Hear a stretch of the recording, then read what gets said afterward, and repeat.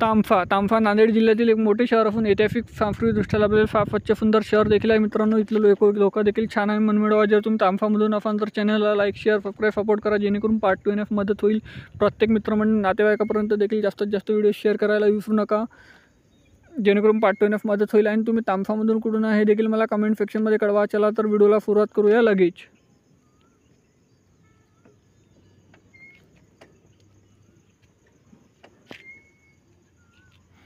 तांफा ते नांदेड हे मात्र 51 किलोमीटर अंतरावर आहे.